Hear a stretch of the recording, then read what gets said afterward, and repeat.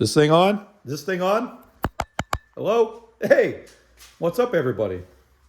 It's Trav.Builds here. I haven't seen you guys in months. I haven't filmed anything. Couldn't even tell you what my last video was about. That's how long it's been. I've been working on the truck all summer. I haven't recorded anything. Let's dive right into it and show you guys what I've done since the last video, which I couldn't even tell you what that is.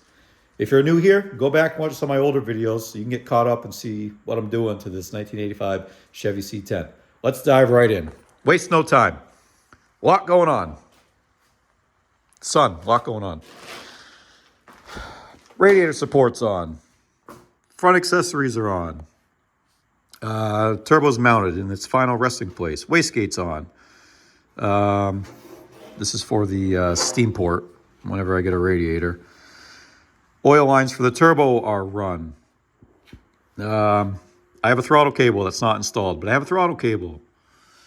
Alternator, completely wired up. As you can see, I've been wiring the truck. Brakes. Brakes are done, other than I need to rebuild the back brakes. But the front brakes are fine. Brakes are done. Holding fluid.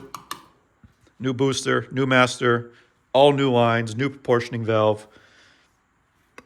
Brakes are set. XJ steering shaft mod with a little bit of a twist. As you can tell, this is from a 70s square body, this column. All you have to do with the XJ shaft is you have to take the top from this end and put it on this end. So this was originally at the top, took the U-joint out, put this on the bottom. Now it'll bolt right up to there. The factory upper part of that steering column will slide right into there. We'll be good to go. No more rag joint. Wiring, a lot of this is stuff I won't even need because we're running a Holley Terminator X-Max. This is all for the lights and whatnot.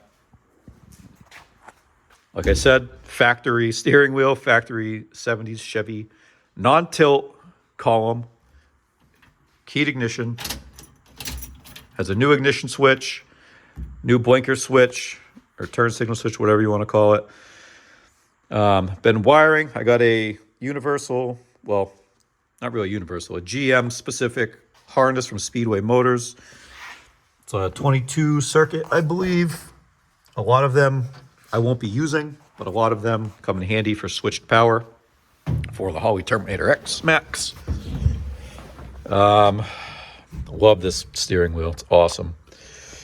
As you can see, I have a Motion Raceworks shifter. Did I need it? No. Did I want it? Yes. It's for a 4L80E. I built a mount for it. I'll show you guys that in a minute. Wiring looks a little crude back there, but don't worry about it. It's just run softly for now. I got to tighten it up. I got a glove box. Mounted the Holley computer to the top of it. So I still have a functioning glove box. So that's awesome. Let's see. What am I missing inside? Nothing.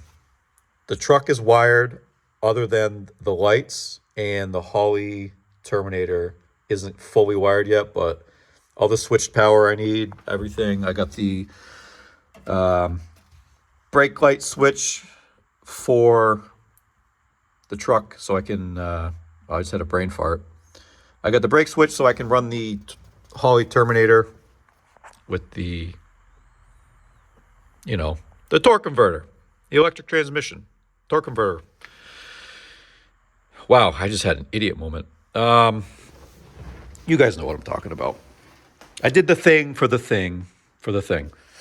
All the wires are basically loomed. You know, I still got to loom all these and whatnot, but these are for all the lights in the back. Oh gosh, what else? Took all the fuel lines off because I need to flush them. So I'm just going to hook them all up to the fuel pump one by one, flush them. Put a connector for the fuel pump. Gonna run the fuel pump off the Holley. It's all gonna work out just fine. You can see I got some exhaust pieces down there, but no exhaust ran. Gonna put the battery right there under the cab. Be a decent spot, I think. If you think otherwise, let me know. But that's where we're gonna put it. Now, like I said, everything's gonna be loomed. Got to finish wiring that up. Got a dash pad up there, so we'll be good. Door, I got a set of doors, a set of fenders, and a hood. rust-free, for free. Can't beat it. The door had no internals, externals, handles, nothing like that. So I traded an old set of fenders for a rusty set of doors, took everything out of them, swapped them over. I got new locks from Rock Auto. They work awesome. They were like $7. Can't beat it. So this door is good to go. Opens and closes as it should. The driver's door is complete. I just haven't put it on the driver's side yet because it's easier without it. This is the paint booth, the 45-degree paint booth, because it's freaking cold out today. This is the upper steering shaft. This is the mount that I made for the 408, for the shifter. It's still drying, so I don't want to set it down, but you get the point. It's going to be covered in carpet anyways, but so that's that. What else? Yeah, this is just crudely run, so don't worry about this. But like I said, truck is fully wired up. I got to build an exhaust. I have 3-inch exhaust that I just need to put together. I got a Black Widow muffler we're going to throw on there. Should sound pretty good. I'll explain that in a second. Yeah, I mean, really, that's about it. I don't have any parts at the moment to throw on this thing, like new parts, but we're getting there. We're getting there. So, yeah, I mean, a lot going on, but really just a quick, short update.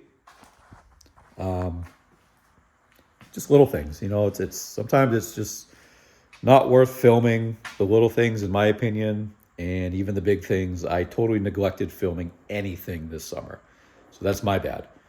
But yeah, I mean, the whole front steering components, those are all tightened, cotter pinned. I got to grease them all, but like, we're making waves. I'm waiting for the Thanksgiving sales for ordering more parts, radiator, intercooler, a whole bunch of other stuff that I need. This truck will be running in the spring. Mark my words. I mean, it could probably run now, but it's going to be running in the spring. A few months ago, after I wired everything to the ignition switch, I took my jump pack, put it on the starter, grounded it, hit the key, and the motor turned over. All my wiring was right. I have never wired a vehicle before, and I literally wired this thing from scratch.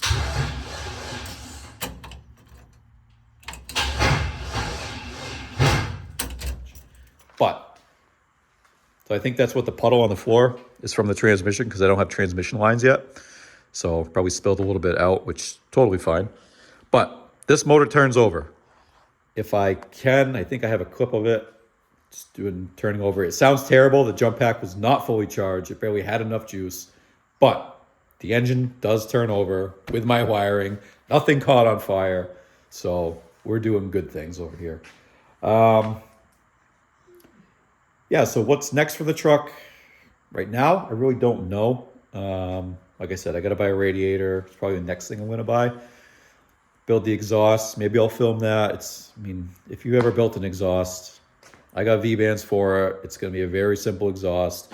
I'm going to dump it out like right around here. So it'll be dumped under the step. I mean, yeah, simple stuff. We're getting there. This truck will be running and driving in the spring. I need to get a drive shaft. But yeah, I will say it looks awesome with the shifter bolted in. Looks great. Feels awesome. It's a little tall maybe, but it feels really good. Goes through the gears nice and smooth.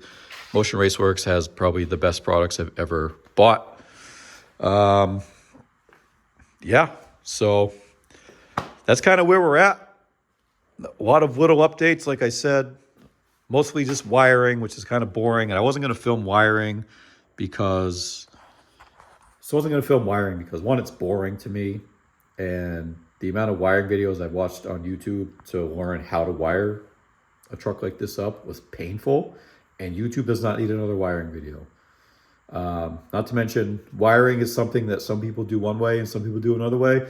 So I'm not going to sit there and make a tutorial on how to wire up a truck from nothing. It's actually very simple. The internet's a great place to learn things. If we didn't have the internet, I would be screwed. I'd put a carburetor on this thing. Yeah, so that's where we're at. No big updates. Like I said, a lot of little things. I got a transmission dipstick. Why would I film that? You know what I mean? This is more of an update video. One thing I did buy, I don't even know where it is. Where is it? It's over here somewhere. Don't mind my mess. Here it is. This is for my video cut off, and I don't know why. Let me start this over again. This is for the wastegate. Go back in. Come on. It's for the wastegate.